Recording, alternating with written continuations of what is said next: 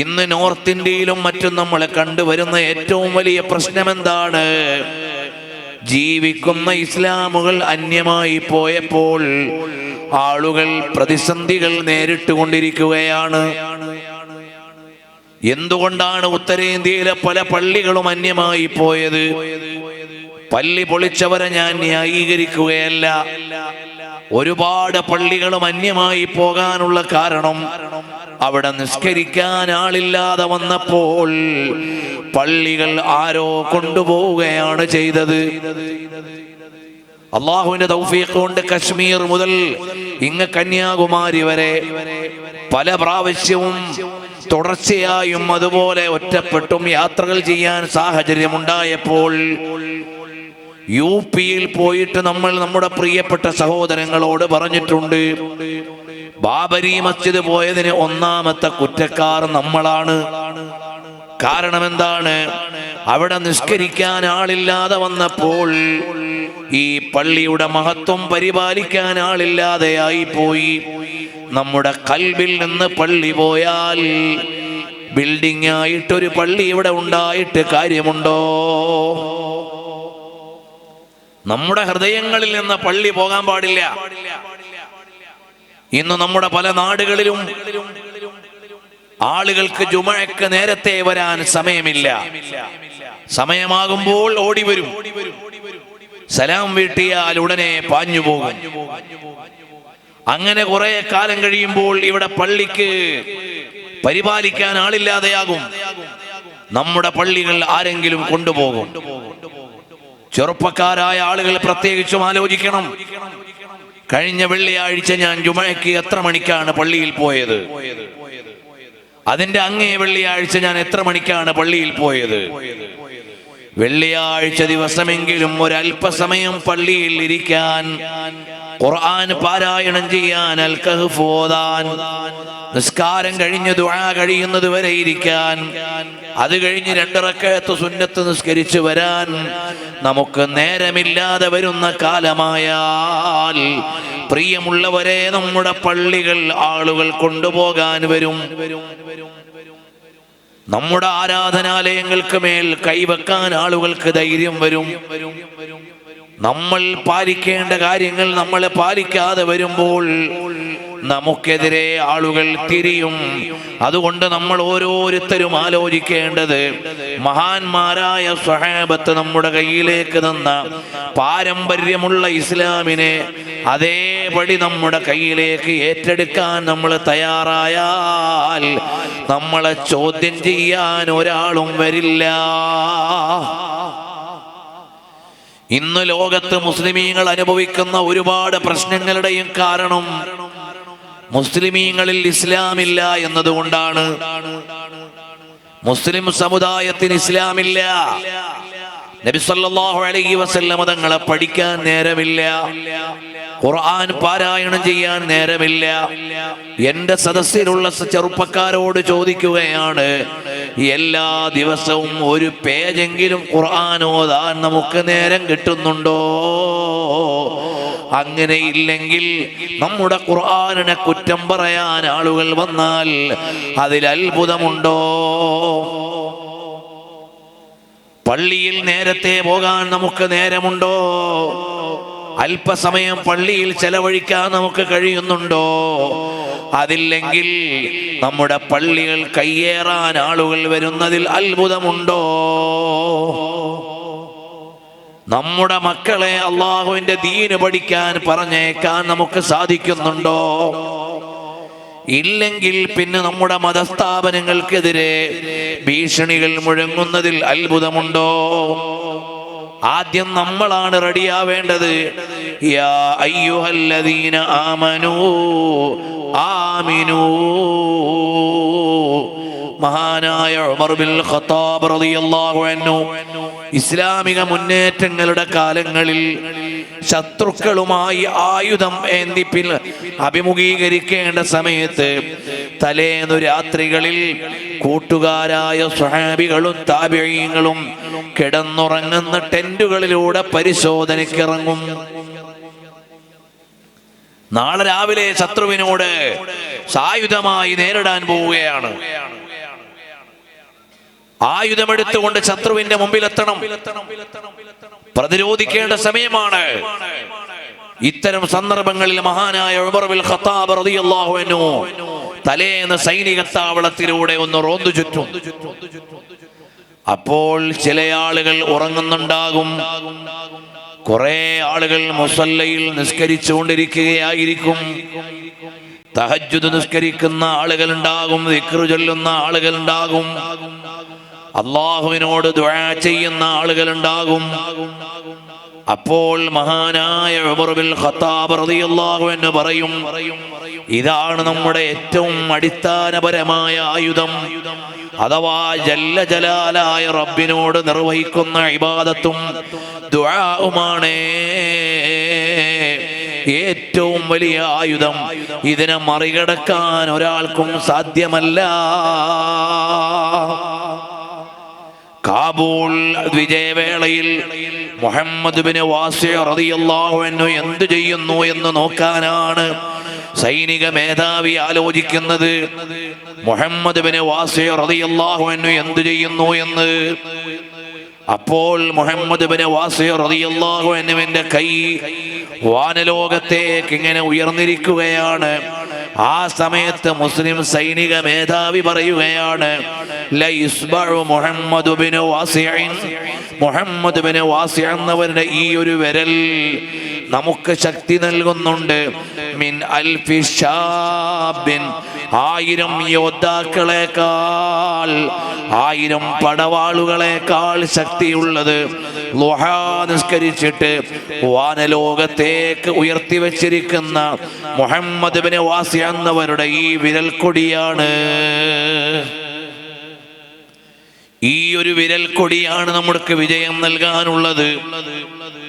അല്ലാഹുവിനോട് ആത്മാർത്ഥമായി ദുആ ചെയ്യുന്ന രാപ്പകലുകൾ, അവന്റെ മുന്നിൽ സുജൂദിൽ കിടക്കുന്ന രാത്രികൾ പകലുകൾ, അതാണ് ഈ സമുദായത്തെ ഇന്നലകളിൽ മുഴുവനും വിജയിപ്പിച്ചിട്ടുള്ളത്. അതുകൊണ്ട് ഓ മുഅ്മിനീങ്ങളെ, യാ അയ്യുഹല്ലദീന ആമനൂ ആമിനൂ, നമ്മൾ ഇന്ന് ഭൗതികമായ സൗകര്യങ്ങളുടെ മേൽ അല്ലാഹുവിനെ മറന്നുപോയി. പടച്ചവന്റെ നിയമങ്ങളെ നമ്മൾ കാറ്റിൽ പറത്തിപ്പോയി. നബി സല്ലല്ലാഹു അലൈഹി വസല്ലം തങ്ങൾ പറഞ്ഞു, ലാ അഖ്ശാ അലൈക്കും അൻ തുശ്രികൂ ബഅദീ, നിങ്ങളെല്ലാവരും മുശ്രിക്കീങ്ങളായി പോകും എന്ന പേടി എനിക്കില്ല. ഈ സമുദായം മുഴുവനും മുശ്രിക്കീങ്ങളായി പോവോ? ഇല്ല, ആ പേടി എനിക്കില്ല. ചില പ്രസ്ഥാനക്കാർ അങ്ങനെയാണ് പ്രചരിപ്പിക്കുന്നത്. പാരമ്പര്യപരമായ ഇസ്ലാമിക ചിട്ടകളിൽ ജീവിക്കുമ്പോൾ മുശ്രിക്കായി പോയി, ശിർക്കായി പോയി എന്ന് പറയും. നബി സല്ലല്ലാഹു അലൈഹി വസല്ലം തങ്ങൾ പറഞ്ഞു, നിങ്ങളെല്ലാവരും മുശ്രിക്കായി പോകുമെന്ന പേടി എനിക്കില്ല. ലാ അഖാഫു അലൈക്കും അൻ തുശ്രികൂ ബഅദീ, നിങ്ങളെല്ലാവരും മുശ്രിക്കീങ്ങളായി പോകും എന്ന പേടി എനിക്കില്ല. പിന്നെ എനിക്ക് എന്ത് പേടിയാണുള്ളത്? നിങ്ങളുടെ മേൽ ഭൗതികത ആധിപത്യം ഉണ്ടാക്കും. നിങ്ങളുടെ മേൽ സാമ്പത്തികമായ സൗകര്യം വരുമ്പോൾ, ഭൗതികമായ സൗകര്യങ്ങൾ വരുമ്പോൾ നിങ്ങൾ താല്പര്യങ്ങളിലേക്ക് വീണുപോകും. നിങ്ങളെല്ലാവരും വൈകാരികമായ തെറ്റുകളിലേക്ക് വീണുപോകും. ഭൗതികമായ ഭ്രമത്തിലേക്ക് നിങ്ങൾ വീണുപോയാൽ പിന്നെ നിങ്ങൾ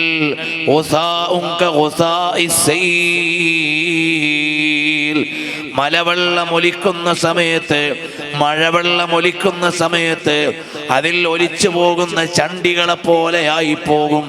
നിങ്ങളെ തടഞ്ഞു വെച്ച് രക്ഷിക്കാൻ നിങ്ങൾക്ക് കഴിയില്ല. നമ്മൾ ആത്മപരിശോധന നടത്തേണ്ട കാലമാണിത്. നിങ്ങളെല്ലാവരും മുശ്രിക്കീങ്ങളായി പോകുമെന്ന പേടി എനിക്കില്ല. അതേ സമയത്ത് നിങ്ങളെല്ലാവരും ഭൗതികമായ താല്പര്യങ്ങളിൽ വീണുപോകും. എനിക്കിഷ്ടമുള്ളതെല്ലാം കഴിക്കണം, അതിന് മതം തടസ്സമാകാൻ പാടില്ല. എനിക്കിഷ്ടമുള്ളതെല്ലാം ചെയ്യണം, അതിന് മതം തടസ്സമാകാൻ പാടില്ല. എനിക്കിഷ്ടമുള്ളതെല്ലാം കഴിക്കണം, കുടിക്കണം, കാണണം, നോക്കണം, ചെയ്യണം, പോവണം, എന്റെ താല്പര്യങ്ങളെല്ലാം നടക്കണം, അതോടൊപ്പം ഞാനൊരു മതത്തിന്റെ ആളാണ് എന്ന രീതിയിലേക്ക് നമ്മുടെ എല്ലാവരുടെയും ഭൗതികമായ സമീപനങ്ങൾ മാറിപ്പോയി. അങ്ങനെ വരുമ്പോൾ നിങ്ങളെ നിയന്ത്രിക്കാൻ നിങ്ങൾക്ക് കഴിയില്ല. ഈ ഒരു കാലഘട്ടത്തിലാണ് നിങ്ങൾക്ക് നിയന്ത്രണം ഉണ്ടാകേണ്ടത്. നബി സല്ലല്ലാഹു അലൈഹി വസല്ലം തങ്ങൾ പഠിപ്പിക്കുകയാണ്, സ്വർഗത്തെ അല്ലാഹു സുബ്ഹാനഹു വ തആല പടച്ചു, വളരെ മനോഹരമായി സ്വർഗത്തെ പടച്ചു. എന്നിട്ട് ആ സ്വർഗത്തിന്റെ മേലെ അനിഷ്ടങ്ങളുടെ ഒരു കവർ കൊണ്ടുവന്നിട്ടു. അല്ലാഹു സുബ്ഹാനഹു വ തആല സ്വർഗത്തെ മനോഹരമായി പടച്ചു. ജിബ്രീൽ അലൈഹിസ്സലാമിനോട് പറഞ്ഞു, എങ്ങനെയുണ്ട് സ്വർഗം? വളരെ മനോഹരമായിട്ടുണ്ട്. ആ സ്വർഗത്തെ അല്ലാഹു തആല കവർ ചെയ്തത് കുറച്ച് അനിഷ്ടങ്ങൾ കൊണ്ട്, കുറച്ച് പ്രയാസങ്ങൾ കൊണ്ട് കവർ ചെയ്തു. നരകത്തെ അല്ലാഹു സുബ്ഹാനഹു വ തആല പടച്ചു. ആ നരകത്തിന്റെ ഭീതി കണ്ടപ്പോൾ ജിബ്രീൽ അലൈഹിസ്സലാം കരഞ്ഞുപോയി. ഈ ലോകത്തെ തീ പോലും നരകത്തെ തീ കണ്ട് കരഞ്ഞു പോയിട്ടുണ്ട്. എന്നാൽ പ്രിയമുള്ളവരെ,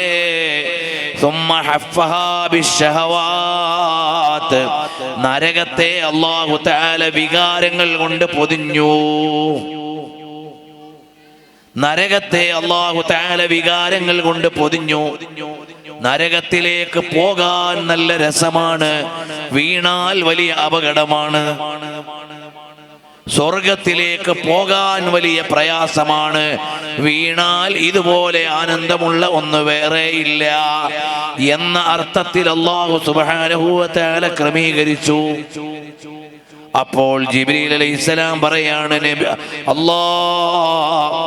ഈ സ്വർഗത്തിലേക്ക് എത്തിപ്പെടാൻ കുറച്ച് പ്രയാസമാണല്ലോ. കാരണം ഇത് കാണാനത്ര ഭംഗിയില്ല, കൊള്ളാനത്ര ഭംഗിയില്ല. ഉള്ളിലെത്തുമ്പോൾ വലിയ ആനന്ദമാണ്, പക്ഷേ എത്താൻ കുറച്ച് പ്രയാസമാണ്. നരകമാണെങ്കിലോ എത്തിയാൽ ഏറ്റവും വലിയ ശിക്ഷയാണ്, പക്ഷേ പോകാൻ വലിയ രസമാണ്. ഇഷ്ടമുള്ളത് കഴിക്കാം, ഇഷ്ടമുള്ളത് കുടിക്കാം, ഇഷ്ടമുള്ളത് ചെയ്യാം. പക്ഷേ എത്തിപ്പെടുന്നത് നരകത്തിലായിരിക്കും. നഊദു ബില്ലാഹ്. സ്വർഗം അങ്ങനെയല്ല. രാത്രി എഴുന്നേറ്റ് നിസ്കരിക്കണം, തണുപ്പുള്ള സമയത്ത് സുബഹിക്ക് എഴുന്നേറ്റ് തണുത്ത വെള്ളത്തിൽ വുളു എടുക്കണം. ഒരുപക്ഷെ സുബഹി നിസ്കരിക്കാത്തതിന്റെ പേരിൽ അല്ലാഹു തആല ഏറ്റവും കൂടുതൽ ശിക്ഷിക്കുന്നത് കേരളത്തിൽ നിന്നുള്ള ആളുകളായിരിക്കും. ഇത് ആയത്തോ ഹദീസൊന്നുമല്ല, ഇത് ആയത്തോ ഹദീസൊന്നുമല്ല. എന്താണ് കാരണം? നമ്മുടെ നാട്ടിൽ ഏത് കാലാവസ്ഥയിലും സുബഹി നിസ്കരിക്കാൻ 5 മണിക്ക് ഉണർന്നാൽ മതി. ഏതു കാലാവസ്ഥയിലും അസ്തമാനം 7 മണിക്ക് അപ്പുറത്തേക്ക് ആവാറില്ല. ബക്കറ്റും കൊണ്ട് സംഘാടകർ വരും. എല്ലാവരും നല്ല സംഭാവന കൊടുക്കണം. ബിസ്മില്ലാഹിർ റഹ്മാനിർ റഹീം. എല്ലാവരും നല്ല സംഭാവന കൊടുക്കണം. ഇപ്പൊ ക്യാഷ് കയ്യിലില്ലെങ്കിൽ പേപ്പർലെസ് കാലമാണല്ലോ, അവിടെ സ്കാൻ ചെയ്യാനുള്ള സൗകര്യമുണ്ട്. എല്ലാവരും നല്ല സംഭാവനകൾ കൊടുക്കണം പരിപാടിക്ക്. ഞാൻ അധിക നേരം സംസാരിക്കുന്നില്ല. അപ്പോൾ കേരളീയരായ നമുക്ക് ഏത് കാലത്തും 12 മണിക്കൂർ പകല് കിട്ടും, 12 മണിക്കൂർ രാത്രിയും കിട്ടും. ചെറിയൊരു വ്യത്യാസം വരും. ഏതു കാലാവസ്ഥയിലും 5 മണിക്ക് എഴുന്നേറ്റാൽ സുബഹി ഖദാ ആവാതെ നിസ്കരിക്കാം. 5:30 എഴുന്നേറ്റാലും നിസ്കരിക്കാം. 5:30 ഇവിടെ ഉദിക്കണ കാലം വരൂല. എന്നാൽ പ്രിയമുള്ളവരെ, ഇന്ത്യ മഹാരാജ്യത്തു തന്നെ കേരളം വിട്ട് വടക്കോട്ട് പോയാൽ 3:30-ക്കും 4 മണിക്കുമെല്ലാം സുബഹിയുള്ള ദേശങ്ങളുണ്ട്. 7 മണി കഴിഞ്ഞ് 8 മണിക്കും മറ്റും അസ്തമിക്കുന്ന ദേശങ്ങളുണ്ട്. അപ്പോൾ ഇന്ത്യയിൽ തന്നെ സമയ വ്യത്യാസം നോക്കിയാൽ പ്രിയമുള്ളവരെ, സുബഹി നിസ്കരിക്കാൻ ചിലപ്പോൾ പ്രയാസമുള്ള നാടുകളുണ്ട്. നമ്മൾ ഏറ്റവും സുഖകരമായ നാട്ടിൽ ജീവിക്കുന്നവരാണ്. ഞങ്ങൾ കഴിഞ്ഞ മെയ് മാസത്തിൽ കാസാനിൽ പോയി, റഷ്യയിലെ കാസാനിൽ. അവിടെ 1:30 രാത്രി 1:30 സുബഹി, രാത്രി 9 മണിക്കാണ് അസ്തമാനം. അപ്പൊ രാത്രി എത്ര മണിക്കൂറുണ്ട്? കുറഞ്ഞ സമയമുള്ളൂ. റമദാൻ മാസത്തിൽ നോമ്പെടുക്കാനാണെങ്കിലും അങ്ങനെയാണ്. അവർക്ക് ചിലപ്പോൾ 18 മണിക്കൂർ 20 മണിക്കൂറൊക്കെ വരുന്ന പകലുകൾ ഉണ്ടാവും, ചിലപ്പോൾ തിരിച്ചുണ്ടാവും. ഇതുപോലെയുള്ള ലോകത്തെ ടൈം സോണുകൾ പരിശോധിച്ചു നോക്കിയാൽ ഏറ്റവും സുഖകരമായ ഒരു ടൈം സോണിലാണ് നമ്മൾ ജീവിച്ചുകൊണ്ടിരിക്കുന്നത്. അതുകൊണ്ട് തന്നെ അല്ലാഹു തആല നമുക്ക് വലിയ സൗകര്യം ചെയ്തിട്ടുണ്ട് സമയക്രമത്തിൽ. എന്നിട്ടും നമ്മൾ സുബഹി ഖളാ ആക്കിയാൽ നമ്മൾ എത്ര വലിയ കുറ്റക്കാരാണ്. ഇനി കാലാവസ്ഥ നോക്കിയാലോ, നമുക്ക് 365 ദിവസവും ഈ കുപ്പായം ഇട്ടാൽ മതി. ഇന്ത്യ മഹാരാജ്യത്തെ എല്ലാ സംസ്ഥാനങ്ങളിലും അങ്ങനെയല്ല. ഇനി അങ്ങോട്ടുള്ള മാസങ്ങൾ നോക്കിയാൽ, ഈ വരുന്ന നവംബർ മുതൽ അങ്ങോട്ട് നോക്കിയാൽ ഫെബ്രുവരി വരെ മരം കോച്ചുന്ന തണുപ്പാണ്. ഈ തണുപ്പ് കാലത്ത് അവർക്ക് ബ്ലാങ്കറ്റ് ഇട്ടാൽ മാത്രം പോരാ, സെറ്റർ ധരിച്ചാൽ മാത്രം പോരാ. ചില സംസ്ഥാനങ്ങളിൽ ചെന്നാൽ കോട്ടിന്റെ ഉള്ളിൽ ഒരു കനൽ ചട്ടി കൂടി വെക്കും. കശ്മീരിലൊക്കെ പോയാൽ ഈ തണുപ്പ് കാലത്ത് നല്ല കനലിട്ട ചട്ടി കുപ്പായത്തിന്റെ ഉള്ളിൽ ചൂട് കിട്ടാൻ വേണ്ടി ആളുകൾ കൊണ്ടു നടക്കും. അത്രയും വലിയ തണുപ്പുള്ള നാടുകളാണ്. പ്രിയമുള്ളവരെ, ഇന്ത്യ മഹാരാജ്യത്തിന്റെ ഒരുപാട് സംസ്ഥാനങ്ങളിൽ ഇനിയുള്ള മാസങ്ങൾ മരം കോച്ചുന്ന തണുപ്പിന്റെ മാസങ്ങളാണ്. ഞങ്ങൾ ഇന്ത്യയിലെ ഉത്തരേന്ത്യൻ സംസ്ഥാനങ്ങളിൽ തെരുവിൽ കഴിയുന്ന, അതുപോലെ ദാരിദ്ര്യത്തിൽ കഴിയുന്ന ആയിരക്കണക്കിന് ആളുകൾക്ക് എല്ലാ വർഷവും ബ്ലാങ്കറ്റ് വിതരണം ചെയ്യാറുണ്ട്. ആ ബ്ലാങ്കറ്റ് വിതരണത്തിലൂടെ തണുപ്പിൽ നിന്ന് രക്ഷപ്പെടുന്ന 10,000-കണക്കിന് ആളുകളുണ്ട്. നിങ്ങളുടെ എല്ലാവരുടെയും സഹായം വേണം. 500 രൂപ മുതൽ മേലോട്ട് ആളുകളിൽ നിന്ന് സംഘടിപ്പിച്ചുകൊണ്ടാണ് കഴിഞ്ഞ വർഷങ്ങളിലെല്ലാം ആയിരക്കണക്കിന് ആളുകൾക്ക് ഈ സീസണിൽ ബ്ലാങ്കറ്റ് എത്തിച്ചു കൊടുത്തത്. ഇക്കൊല്ലവും അതിന്റെ പദ്ധതിയുണ്ട്. നിങ്ങളൊക്കെ ആ പദ്ധതിയുടെ ഭാഗമാകണം. സോഷ്യൽ മീഡിയയിലൂടെ അത്തരം സന്ദേശങ്ങളൊക്കെ നിങ്ങൾക്ക് ലഭിക്കുമ്പോൾ നിങ്ങളൊക്കെയും അതിന്റെ ഭാഗമാകണം. അൽഹംദുലില്ലാഹ്, കഴിഞ്ഞ വർഷവും ആയിരക്കണക്കിന് ആളുകൾക്ക് ബ്ലാങ്കറ്റ് എത്തിക്കാൻ കഴിഞ്ഞു. സഹായിച്ചവർക്കൊക്കെ നീ ബറക്കത്ത് ചെയ്യണം അല്ലാഹ്. പ്രിയമുള്ളവരെ, അറിയുമോ, നല്ല കാലാവസ്ഥയിൽ ജീവിക്കുന്നവരാണ് നമ്മൾ. ഉത്തരേന്ത്യ എന്നല്ല, യൂറോപ്യൻ രാജ്യങ്ങളിലേക്ക് പോയാലോ മരം കോച്ചുന്ന തണുപ്പല്ല, ഐസാവുന്ന സ്ഥലങ്ങളുണ്ട്. കാസാനിൽ നിന്ന് ഞങ്ങൾ ബുൾഗാർ എന്ന് പറയുന്നൊരു ദ്വീപിലേക്ക് പോയി. ആ ദ്വീപിലേക്ക് കപ്പൽ, ഒരു ബോട്ട് വഴിയാണ് ഞങ്ങൾ യാത്ര ചെയ്തത്. എന്നാൽ അവര് പറഞ്ഞു കുറച്ചു നാളും കൂടി കഴിഞ്ഞു വന്നാൽ ഇതുവഴി നടന്നു പോകാൻ പറ്റും, ഐസായിട്ടുണ്ടാവും. അപ്പോൾ ഐസാകുന്ന സ്ഥലങ്ങളുണ്ട്, മഞ്ഞു പെയ്യുന്ന സ്ഥലങ്ങൾ, ഐസ് പെയ്യുന്ന സ്ഥലങ്ങൾ, ഇങ്ങനെയെല്ലാമുള്ള ദേശങ്ങളുള്ളപ്പോൾ അല്ലാഹു തആല എത്ര നല്ല ഒരു കാലാവസ്ഥയിലാണ് നമ്മളെ ജീവിപ്പിക്കുന്നത്. അൽഹംദുലില്ലാഹ്, നിങ്ങളിൽ ഏറെക്കുറെ ആളുകളും അറിയുകയും പരിപാടികൾ സംബന്ധിക്കുകയൊക്കെ ചെയ്തിട്ടുണ്ടാവും.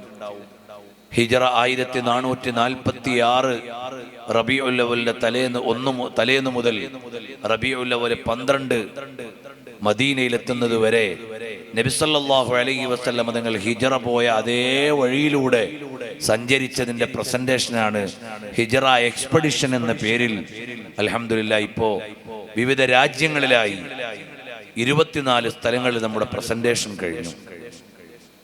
കഴിഞ്ഞ ആഴ്ചയിൽ സിറാജുൽ ഹുദയിൽ വെച്ചുണ്ടായിരുന്നു. അത് കഴിഞ്ഞ് ബൈത്തുൽ ഇസ്സയിൽ ഉണ്ടായിരുന്നു. ഈ വരുന്ന ആഴ്ചയിൽ പല സ്ഥലങ്ങളിലുണ്ട്. നാളെ മംഗലാപുരത്ത് മലഹറിൽ വെച്ചുകൊണ്ട് ഇൻഷാ അല്ലാഹ് നടക്കുന്നുണ്ട്. ആ യാത്രയുടെ ട്രാവലോഗ്, സഞ്ചരിച്ചു പോയ വഴികളും അനുഭവങ്ങളും പങ്കുവെക്കുന്ന ട്രാവലോഗ് ഒരു പുസ്തകമായി നിങ്ങളുടെ കയ്യിൽ, ഒരു സചിത്ര പുസ്തകം ഹിജറയുടെ സഞ്ചാര വഴികളെ ഹൃദയം ചേർത്തുകൊണ്ട് വായിക്കാൻ പറ്റുന്ന ഗ്രന്ഥം നിങ്ങളുടെ കയ്യിൽ വരും. എല്ലാവരും ഓരോ കോപ്പി വാങ്ങണം. നബി സല്ലല്ലാഹു അലൈഹി വസല്ലം തങ്ങളുടെ ഹിജറയുടെ വഴി അറിയാനുള്ള മനോഹരമായ ഒരു വായനയാണ്. പ്രിയമുള്ളവരെ, ഞാൻ നീട്ടിക്കൊണ്ടുപോകുന്നില്ല. അല്ലാഹു സുബ്ഹാനഹു വ തആല നമുക്ക് നല്ല ഒരു കാലാവസ്ഥ നൽകി. ആ കാലാവസ്ഥയുടെ അനുഗ്രഹം അനുഭവിക്കുന്നവരാണ് നമ്മൾ. ഈ വർഷത്തിൽ ഏതു ദിവസവും നമുക്ക് ഈ വസ്ത്രം ധരിച്ചാൽ മതി. ബ്ലാങ്കറ്റ് പുതക്കേണ്ട ദിവസം വരുന്നില്ല. കാലക്രമേണ ചില കാലാവസ്ഥയിൽ ചൂട് കൂടിയിട്ടുണ്ടെന്നതൊഴിച്ചാൽ ഉത്തരേന്ത്യയിൽ ചൂടുകാലത്ത് നാൽക്കാലികൾക്ക് ഫാൻ വെച്ചു കൊടുക്കും, ചിലപ്പോ കൂളർ വെച്ചു കൊടുക്കും. എന്നാലും പോത്തിനും എരുമയ്ക്കും ഒക്കെ ചൂട് ബാധിക്കും. അത്രയും പെരുത്ത ചൂടുള്ള കാലം. തണുപ്പ് വന്നാലോ ഈ നാൽക്കാലികൾക്കും കുപ്പായം ഇട്ട് കൊടുക്കും, അല്ലെങ്കിൽ അവർക്ക് തണുപ്പ് ബാധിക്കും. ഇങ്ങനെയുള്ള കാലാവസ്ഥാ വ്യത്യാസങ്ങളുണ്ട് ലോകത്ത്. നമുക്ക് അല്ലാഹു സുബ്ഹാനഹു വ തആല നല്ല കാലാവസ്ഥ തന്നു. അപ്പോൾ സ്വർഗത്തിലേക്ക് പോകണമെങ്കിൽ കുറച്ച് അനിഷ്ടങ്ങൾ അഥവാ നമ്മുടെ വികാരങ്ങളെ നമ്മൾ നിയന്ത്രിക്കേണ്ടി വരും. വെളുപ്പാൻ കാലത്ത് എഴുന്നേറ്റ് തണുപ്പത്ത് തണുപ്പുള്ള വെള്ളത്തിൽ ഉളു എടുക്കണം. അന്യ സ്ത്രീകളെ അന്യ പുരുഷന്മാരെ സമീപിക്കുന്നതിൽ കൃത്യമായ നിയന്ത്രണങ്ങൾ പാലിക്കണം. സാമ്പത്തികമായ വ്യവഹാരങ്ങളിൽ പലിശയിൽ വീണുപോകാൻ പാടില്ല. അന്യനെ അപഹരിക്കാൻ പാടില്ല. വരുമാന മാർഗങ്ങൾ ശുദ്ധിയുള്ള മാർഗങ്ങളായിരിക്കണം. ഇഷ്ടം പോലെ തോന്നിയതുപോലെ പണമുണ്ടാക്കാനോ വിനിയോഗിക്കാനോ പാടില്ല. അങ്ങനെ നിയന്ത്രണങ്ങളുടെ ലോകമാണ് സ്വർഗം. ആ നിയന്ത്രിക്കുന്നവർക്കുള്ള വീടാണ്. മഹാനരായ അലി റളിയല്ലാഹു അൻഹുവിന്റെ അടുക്കൽ ഒരു നല്ല വീട് പണിഞ്ഞയാള് വന്നിട്ട് പറഞ്ഞു, വീട്ടിൽ എഴുതി വെക്കാൻ ഒരു കവിത തരുമോ? മഹാനായ അലി റളിയല്ലാഹു അൻഹു കൊടുത്ത കവിത ഏതാണ്? അംവാലുനാ ലിദവിൽ മീറാസി നജ്മഉഹാ വദൂറുനാ ലിഖറാബി ദഹ്രി നബ്നീഹാ. അംവാലുനാ ലിദവിൽ മീറാസി നജ്മഉഹാ. നമ്മുടെ സമ്പാദ്യങ്ങളൊക്കെ നമ്മൾ കെട്ടിവെച്ചിരിക്കുന്നത് എന്തിനാണ്? നമ്മുടെ അനന്തരാവകാശികൾക്ക് വേണ്ടിയാണ്. മനുഷ്യൻ പിന്നെയും അധ്വാനിച്ചുണ്ടാക്കുക. അവിടെയും പറമ്പുണ്ട്, അവിടെയും ബിൽഡിംഗ് ഉണ്ട്, അവിടെയും കമ്പനി ഉണ്ട്. 40 ഷോപ്പുണ്ട്, 50 ഷോപ്പുണ്ട്, 60 കമ്പനിയുണ്ട്. ഈ സമ്പാദ്യങ്ങളെല്ലാം എന്തിനു വേണ്ടിയാണ്? അംവാലുനാ ലിദവിൽ മീറാസി നജ്മഉഹാ. നമ്മുടെ സമ്പാദ്യങ്ങൾ മുഴുവനും നമ്മൾ അനന്തരാവകാശികൾക്ക് വേണ്ടി സ്വരൂപിക്കുകയാണ്. നിങ്ങൾ മരിക്കുന്നതോടുകൂടി നിങ്ങളുടെ സ്വത്ത് മുഴുവൻ മക്കളുടേതായി അല്ലെങ്കിൽ അനന്തരാവകാശികളുടേതായി മാറി. ഇതിനു വേണ്ടിയാണോ നിങ്ങൾ കോടിപതിയായത്? അവർക്കെന്തു ചെയ്യാനാണ്? അവർക്ക് അടിച്ചു പൊളിക്കാനുള്ളതാണ്. അവർക്ക് തോന്നിയതുപോലെ വിനിയോഗിക്കാനുള്ളതാണ്. അംവാലുനാ ലിദവിൽ മീറാസി നജ്മഉഹാ. മക്കൾ ദരിദ്രരാകാതിരിക്കാനുള്ള സമ്പാദ്യം നല്ലതാണ്. പക്ഷേ മക്കൾ ദൂർത്തടിക്കുന്നവരാകാനുള്ള സമ്പാദ്യം ചിലപ്പോൾ അപകടമാണ്. നമ്മൾ ജീവിതകാലത്ത് പിശുക്കി വെക്കും. കൊടുക്കേണ്ടവർക്ക് പോലും കൊടുക്കാതെ വെക്കും. അവകാശികൾക്ക് പോലും കൊടുക്കാതെ വെക്കും. ദാരിദ്ര്യമുള്ളവർക്ക് പോലും കൊടുക്കാതെ വെക്കും. ആവശ്യമുള്ളവർക്ക് പോലും നൽകാതെ വെക്കും. അതെല്ലാം വെച്ചാൽ നിങ്ങളുടെ കോടികളുടെ ആസ്തികൾ മുഴുവനും അംവാലുനാ ലിദവിൽ മീറാസി നജ്മഉഹാ വദൂറുനാ ലിഖറാബി ദഹ്രി നബ്നീഹാ. നമ്മുടെ വീടുകളൊക്കെ കാലത്തിന് ഇല്ലായ്മ ചെയ്തു കളയാനാണ്. നമ്മൾ ഏറ്റവും ലാസ്റ്റ് ചെയ്യുന്ന ഉപകരണങ്ങൾ വാങ്ങി വീടുണ്ടാക്കും. എത്രയോ ലൈഫ് ടൈം ഗ്യാരണ്ടി ഉള്ള വീട്. ഓരോ സാധനം വാങ്ങുമ്പോഴും ഏറ്റവും നല്ല ബ്രാൻഡ് വാങ്ങി, ഏറ്റവും നല്ല വിലപിടിപ്പുള്ളത് വാങ്ങി. നല്ല വീട് നമ്മൾ ഉണ്ടാക്കി വെച്ചു. നമ്മുടെ മക്കളുടെ കാലം വരുമ്പോൾ മക്കൾ പറയും ഈ വീട് പഴയതായി പോയി, അതങ്ങ് തട്ടിക്കളയാം. വദൂറുനാ ലിഖറാബിദ്ദഹ്രി നബ്നീഹാ.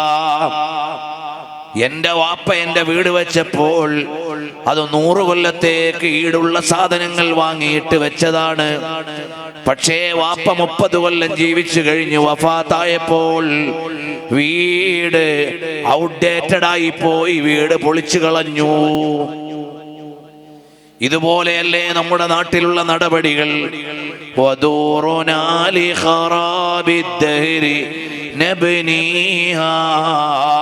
നമ്മൾ പണിയുന്ന വീട് കാലം ഇല്ലായ്മ ചെയ്യുകയാണ്, കാലപ്പഴക്കം കൊണ്ട് ഔട്ട്ഡേറ്റഡ് ആവുകയാണ്, പിന്നെ മക്കൾക്ക് പോലും വേണ്ട.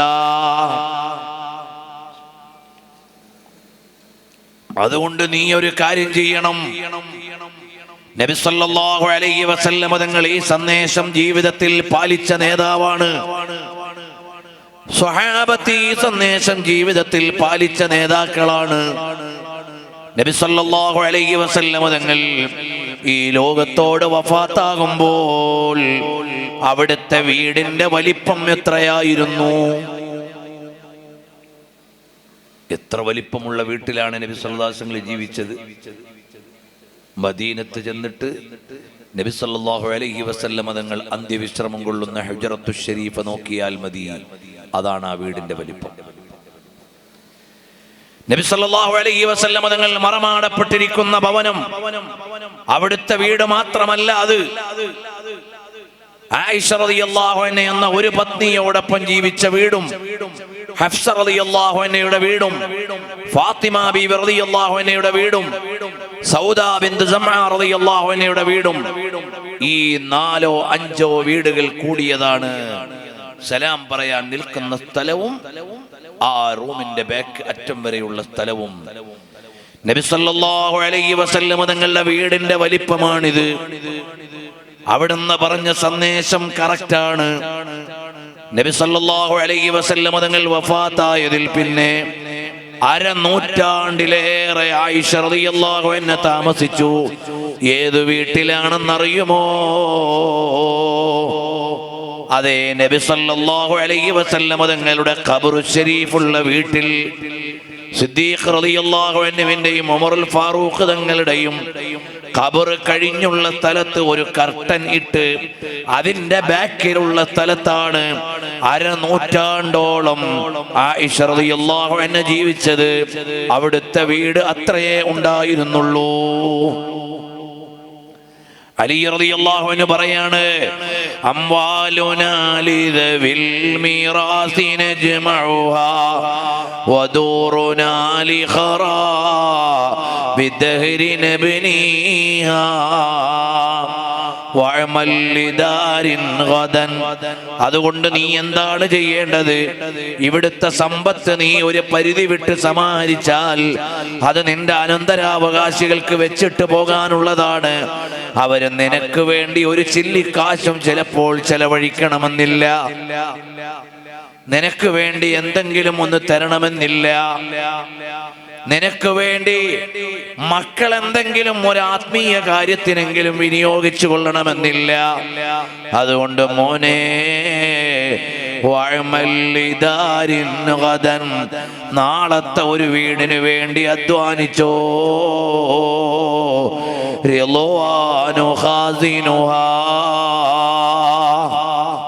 ആ വീടിന്റെ സെക്യൂരിറ്റി ആരാണെന്നറിയുമോ? റിളവാൻ അലൈഹിസ്സലാമാണ്. അഥവാ സ്വർഗമെന്ന വീടിന് വേണ്ടി നീ പരിശ്രമിച്ചോ. വൽജാറു അഹ്മദു വറഹ്മാനു നാശീഹാ. നബി സല്ലല്ലാഹു അലൈഹി വസല്ലം തങ്ങളുടെ അയൽപക്കത്ത് അല്ലാഹുവിന്റെ അനുഗ്രഹത്തിന്റെ വീടാകുന്ന സ്വർഗത്തിൽ താമസിക്കാൻ നാളത്തെ വീടിന് വേണ്ടി നീ പരിശ്രമിച്ചോ. ഇവിടത്തെ വീട്ടിൽ നീ മയങ്ങിപ്പോവണ്ട. ഇതാണ് നമ്മുടെ ആത്മീയതയുടെ മുഴുവനും അടിസ്ഥാനം. നമ്മൾ ഇന്ന് ആത്മീയമായ കാര്യങ്ങൾ ആലോചിക്കാൻ ആളുകൾക്ക് നേരമില്ല. ഭൗതികമായ വ്യവഹാരങ്ങളിൽ നമ്മൾ നീണ്ടുപോവുകയാണ്. ഇങ്ങനെ ആത്മീയമായ കാര്യങ്ങൾ അന്യമായപ്പോൾ നമ്മുടെ എല്ലാം നാടുകളിൽ നിന്ന് ഇസ്ലാമികമായ ചിഹ്നങ്ങൾ എടുത്തുപോയി. നിങ്ങൾ വിചാരിക്കും ബംഗാളിലെയും ബീഹാറിലെയും ആസാമിലെയും യുപിയിലെയും ഹരിയാനയിലെയും എല്ലാം ജനങ്ങൾ പണ്ട് മുതലേ വിദ്യാഭ്യാസമില്ലാത്തവരാണ്, മതമില്ലാത്തവരാണ്. അല്ല, നമ്മളെക്കാൾ വലിയ പണ്ഡിതന്മാർ ഉത്തരേന്ത്യയിൽ ജീവിച്ചിരുന്നു. അഥവാ നമ്മുടെ നാട്ടിൽ ഉണ്ടായിരുന്നവരെക്കാൾ വലിയ ഒരുപാട് പണ്ഡിതന്മാര് കഴിഞ്ഞുപോയ നാടാണ് ഉത്തരേന്ത്യ. അല്ലാതെ പണ്ട് മുതലേ ഇസ്ലാം ഇല്ലാത്ത നാടല്ല. ലോകത്തുനിന്ന് കിട്ടാവുന്ന വലിയ പണ്ഡിതന്മാരെ മുഗളന്മാർ ഭരണാധികാരികളായിരുന്നപ്പോൾ എല്ലാ രാജ്യത്തു നിന്നും ഉത്തരേന്ത്യയിൽ കൊണ്ടുവന്നു. നിങ്ങൾക്കറിയുമോ, സ്വാതന്ത്ര്യ സമരകാലത്ത് ബ്രിട്ടീഷുകാർക്കെതിരെ ഫത്വ കൊടുത്ത് അന്തമാനിൽ അന്ത്യവിശ്രമം കൊള്ളുന്ന മഹാനായ ഫദ്ലുൽ ഹഖ് അൽ ഖൈറാബാദി റളിയല്ലാഹു അൻഹു ആരാണ്? ഉമറുൽ ഫാറൂഖ് റളിയല്ലാഹു അൻഹുവിന്റെ പേരക്കുട്ടിയാണ്. ആന്ത്രോത്ത് ദ്വീപിൽ അന്ത്യവിശ്രമം കൊള്ളുന്ന മഹാൻ ആരാണ്? സിദ്ദീഖ് റളിയല്ലാഹു അൻഹുവിന്റെ പേരക്കുട്ടിയായ ഉബൈദുല്ലാഹ് തങ്ങളാണ്. പഞ്ചാബിലെ സർഹിന്ദിൽ അന്ത്യവിശ്രമം കൊള്ളുന്നത് ആരാണ്? മുജദ്ദിദുൽ അൽഫിസ്ഥാനി സയ്യിദു സർഹിന്ദി അൽ ഫാറൂഖി റളിയല്ലാഹു അൻഹു ഉമറുൽ ഫാറൂഖ് തങ്ങളുടെ പേരക്കുട്ടിയാണ്. നബി സല്ലല്ലാഹു അലൈഹി വസല്ലം തങ്ങളുടെ കുടുംബത്തിലെ ഒരുപാട് സയ്യിദന്മാർ ഉത്തരേന്ത്യയിലെ ഒരുപാട് ദേശങ്ങളിലെത്തി. ബഹുമാനപ്പെട്ട ഖാജാ തങ്ങൾ എവിടെ നിന്ന് വന്നതാ? മഹാനവർകൾ ഇറാനിൽ നിന്ന് മദീനയിൽ പോയി, അവിടെ നിന്ന് ബഗ്ദാദിൽ വന്ന്, അവിടെ നിന്നാണ് മഹാനവർകൾ അജ്മീറിലേക്ക് വന്നത്. ബൽഗ്രാം ഷരീഫിൽ അന്ത്യവിശ്രമം കൊള്ളുന്ന മുഹമ്മദുൽ ഖാദിരി അന്ന് അതുപോലെ ബഗ്ദാദിൽ നിന്ന് വന്ന മഹാനാണ്. ഇതുപോലെ ഒരുപാട് പണ്ഡിതന്മാര്, ആലിമീങ്ങൾ, എന്തിനേറെ ലോകത്തെ ഏറ്റവും ആധികാരികമായ ഹദീസ് ഗ്രന്ഥം സഹീഹുൽ ബുഖാരിയുടെ ഏറ്റവും മനോഹരമായ ആദ്യത്തെ പ്രിന്റ് എവിടെ നിന്നാണ്? ഇന്ത്യയിൽ നിന്നാണ്, ഉത്തരേന്ത്യയിൽ നിന്ന്. 6 ഹദീസ് ഗ്രന്ഥങ്ങൾക്കും ഇന്ത്യയിൽ നിന്നുള്ള വ്യാഖ്യാനങ്ങളുണ്ട് അറബിയിൽ. ഇതുപോലെയുള്ള വലിയ പാരമ്പര്യമുള്ള നാടാണ് ഉത്തരേന്ത്യ. എന്നാൽ പിൽക്കാലത്ത് എന്തുകൊണ്ടാണ് ഇങ്ങനെയെല്ലാം ആയിപ്പോയത്? മുൻഗാമികളായ സ്വാലിഹീങ്ങൾ ഉണ്ടാക്കിയ പള്ളികളും മദ്രസകളും പാരമ്പര്യങ്ങളും പല നാടുകളിലും ഇല്ലായ്മ ചെയ്തു പോവുകയും സ്വാതന്ത്ര്യ സമരകാലത്ത് മുസ്ലിം സമുദായം ഛിന്ന ഭിന്നമാവുകയും രാജ്യത്തിനു വേണ്ടി ഇറങ്ങുകയും ചെയ്തപ്പോൾ നമ്മുടെ ഒരുപാട് പള്ളികൾ അനാഥമായി, ഒരുപാട് പണ്ഡിതന്മാര് കൊല ചെയ്യപ്പെട്ടു, മതസ്ഥാപനങ്ങൾ ഇല്ലായ്മ ചെയ്യപ്പെട്ടു. ഞാൻ കഴിഞ്ഞ ഒരാഴ്ച മുഴുവനും അജ്മീർ ഷരീഫിലായിരുന്നു. അവിടെ നമ്മുടെ ഒരു സ്ഥാപനമുണ്ട്, ജാമിഅ മൊയ്നിയ. അൽഹംദുലില്ലാഹ്, ഖാജാ തങ്ങളുടെ നാട്ടിൽ ഞങ്ങൾ 10 വർഷം മുമ്പ് ചെല്ലുമ്പോൾ അവിടെ ഒരു മുത്തഅല്ലിമിനെ കാണാനില്ല. ഏത് നാടാ? ഖാജാ തങ്ങളിലൂടെയാണ് കോടിക്കണക്കിന് ആളുകൾക്ക് ഇസ്ലാം കിട്ടിയത്. ഖാജാ തങ്ങളിലൂടെയാണ് ഇന്ത്യയിലെയും പാകിസ്ഥാനിലെയും ശ്രീലങ്കയിലെയും കോടിക്കണക്കിന് ആളുകൾ 800 വർഷം മുമ്പ് ഇസ്ലാം അറിഞ്ഞത് ഖാജാ മൊയ്നുദ്ദീൻ ചിശ്തി തങ്ങളിലൂടെയാണ്. ആ മഹാനവറുകളുടെ നാട്ടിൽ ഒരു 10 മുത്തഅല്ലിമീങ്ങൾ പഠിക്കുന്ന സമ്പ്രദായം കാണാനില്ലാത്തത് കൊണ്ടാണ് നമ്മൾ മലയാളികൾ അവിടെ ജാമിഅ മൊയ്നിയ എന്ന സ്ഥാപനം ഉണ്ടാക്കി. അൽഹംദുലില്ലാഹ്, കഴിഞ്ഞ ബുധനാഴ്ച അവിടെ ഏകദേശം 300ഓളം വരുന്ന ആളുകൾക്ക് ബിരുദം കൊടുക്കുന്ന മഹത്തായ സമ്മേളനം നടന്നു. അൽഹംദുലില്ലാഹ്, നമ്മുടെ ഈ പരിസരത്ത് പാനൂരിലുള്ള ഒരു മൊയ്നി ചെറുപ്പക്കാരൻ, മുസ്മിർ മൊയ്നി എന്നാണ് ആ കുട്ടിയുടെ പേര്, കഴിഞ്ഞ വർഷം മൊയ്നിയായി ഇറങ്ങിയതാണ്. അയാളോട് കഴിഞ്ഞ വർഷം ഞങ്ങൾ പറഞ്ഞു, ഖാജാ തങ്ങളുടെ മകൻ അന്ത്യവിശ്രമം കൊള്ളുന്ന സർവാറിൽ നല്ല ഒരു മദ്രസയില്ല, അവിടെയുള്ള മുസ്ലിങ്ങൾക്ക് ഇസ്ലാം അറിയില്ല. അതുകൊണ്ട് നിങ്ങൾ അവിടെ പോയി വിദ്യാഭ്യാസ പ്രവർത്തനം ചെയ്യണം. അൽഹംദുലില്ലാഹ്, ഇന്ന് സർവാറിൽ നിങ്ങൾ പോയി നോക്കിയാൽ അവിടെ നല്ല ഒരു ഇംഗ്ലീഷ് മീഡിയം സ്കൂളുണ്ട്, നല്ല മദ്രസയുണ്ട്, ദർസുണ്ട്. ഒരു വർഷമാകുന്നതേ ഉള്ളൂ, വലിയ മാറ്റങ്ങൾ ഉണ്ടായിരിക്കുന്നു. ഞാൻ പറഞ്ഞു വരുന്നത് അതേതു നാടാണ്? 800 കൊല്ലം മുമ്പ് ഖാജാ മൊയ്നുദ്ദീൻ ചിശ്തി തങ്ങളുടെ മകൻ ജീവിച്ചിരുന്ന അഹമ്മദ് ബാവശൽവാരി റളിയല്ലാഹു അൻഹു, ഫഖറുദ്ദീൻ ബാവശൽവാരി തങ്ങളുടെ നാടാണ്. അവിടെ രാഷ്ട്രീയ കാരണങ്ങളാൽ പിൽക്കാലത്ത് ഇസ്ലാമിക പാരമ്പര്യങ്ങൾ നഷ്ടമായി പോയപ്പോൾ അവിടെയുള്ള ആളുകൾക്ക് ഇസ്ലാമിക വിവരങ്ങൾ അന്യമായി. പഞ്ചാബിലെ പല നാടുകളിലും മദ്രസകളില്ലാതെയായപ്പോൾ, മതപണ്ഡിതന്മാരില്ലാതെയായപ്പോൾ അവിടെയുള്ള മുസ്ലിമീങ്ങൾക്ക് ഇസ്ലാം അറിയാതെയായി. അവിടെ ചെന്നിട്ട് ഞങ്ങൾ ഒരിക്കൽ വഅ്ള് പറയുമ്പോൾ നമ്മുടെ സദസ്സ് കണ്ടാൽ നിങ്ങൾ വിചാരിക്കും സിഖുകാരോടാണ് വഅ്ള് പറയുന്നത്. അവര് സിഖുകാരെ പോലെ രോമം നീക്കാത്തവരായി, സുന്നത്ത് കഴിക്കാത്തവരായി, മരണപ്പെട്ടാൽ ചുട്ടുകളയുന്നവരായി മാറി. അവര് മുസ്ലിങ്ങളാണ്. അടിസ്ഥാനപരമായി മതപഠന സംവിധാനങ്ങൾ അന്യമായപ്പോൾ അവർ അത്തരം സാഹചര്യങ്ങളിലേക്ക് മാറിപ്പോയി. ഈ കഴിഞ്ഞ ആഴ്ചയിൽ ഞങ്ങളോടൊരു സഹോദരൻ പറഞ്ഞു, ഏകദേശം 8 ലക്ഷത്തോളം മുസ്ലിങ്ങളുള്ള ഒരു കമ്മ്യൂണിറ്റിയിൽ മതിയായ മദ്രസകളില്ല, ദീനീ സമ്പ്രദായങ്ങളില്ല. ഇതൊന്നുമില്ലാതെ ആളുകൾ വിഷമിക്കുന്നു. കഴിഞ്ഞ ഒരു 6 വർഷം മുമ്പ് ഞങ്ങൾ ബാർമീർ എന്ന് പറയുന്ന സ്ഥലത്ത് പോയി. ഇന്ത്യയുടെ അതിർത്തി പ്രദേശമാണ് ബാർമീർ. അവിടെ 100% മുസ്ലിങ്ങൾ താമസിക്കുന്ന നാടാണ്. അവിടെ 4ാം ക്ലാസ് വരെയാണ് ആളുകൾ പഠിക്കുന്നത്. മാക്സിമം വിദ്യാഭ്യാസം 8ാം ക്ലാസ് വരെയാണ്. +2 പ്രായത്തിൽ ആൺകുട്ടികൾ കല്യാണം കഴിക്കും. പെൺകുട്ടികൾ 8ാം ക്ലാസ്സിലോ 10ാം ക്ലാസ്സിലോ എത്തുന്ന പ്രായമായിട്ടുണ്ടാവും. നമ്മൾ പോയത് എന്നാണെന്നറിയോ? 21 വയസ്സാക്കി പ്രഖ്യാപിക്കുമെന്ന് പേടിച്ചിട്ട് സുബൈക്കും മഗ്രിബിനും ളുഹറിനും അസറിനും ഒക്കെ നമ്മൾ ഓടി നടന്ന് നിക്കാഹ് നടത്തുന്ന കാലത്ത്. അക്കാലത്ത് ഇന്ത്യ മഹാരാജ്യത്തിന്റെ ഒരു ദേശത്ത് ചെന്നപ്പോൾ അവിടെ +2 പ്രായത്തിലുള്ള ആൺകുട്ടികൾ 8ലും 10ലും പഠിക്കുന്ന പെൺകുട്ടികളാണ് വിവാഹിതരാകുന്നത്.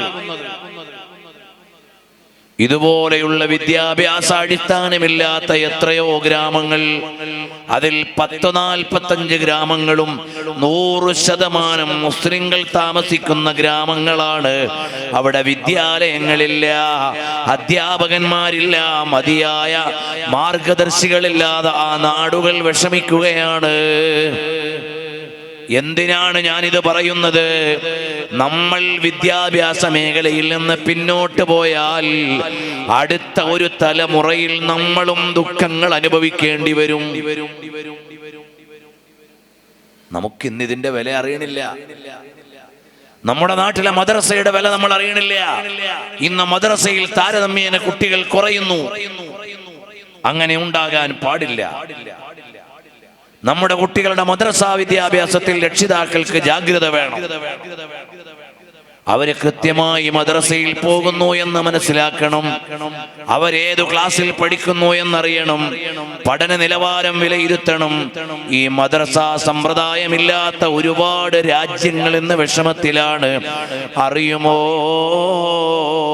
നമുക്ക് നമ്മുടെ റബ്ബിനെ അറിയാൻ, നബി സല്ലല്ലാഹു അലൈഹി വസല്ലമ തങ്ങളെ അറിയാൻ, ഖുർആൻ പഠിക്കാൻ ഈ നാട്ടിൽ കിട്ടിയിട്ടുള്ള ഏറ്റവും വലിയ അനുഗ്രഹീതമായ സംവിധാനമാണ് നമ്മുടെ നാട്ടിൻ പുറങ്ങളിൽ നടക്കുന്ന പ്രാഥമിക മദ്രസകൾ.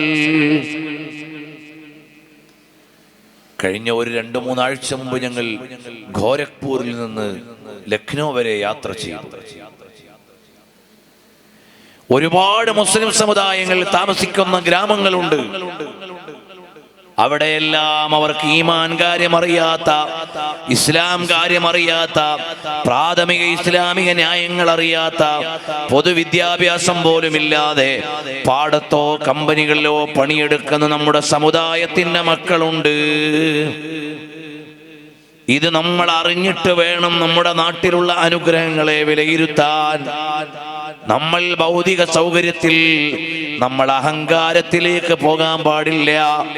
ഈ ഭൗതികതയാണ് നമ്മളെ ഇന്ന് ഇസ്ലാമിൽ നിന്ന് പിന്നോട്ട് കൊണ്ടുപോകുന്നത്. അതുകൊണ്ട് ഭൗതികമായ സൗകര്യങ്ങൾ വരുമ്പോൾ നീ ഒരു കാര്യം ചെയ്യണം, അല്ലാഹുവിലേക്ക് മടങ്ങണം. അതാണ് അലി റളിയല്ലാഹു അൻഹു പറഞ്ഞത്, ഫഅമൽ ലിദാരിൻ വദൻ റിളവാനു ഖാസിനുഹാ വൽ ജാറു അഹ്മദു വർ റഹ്മാനു നാശീഹാ.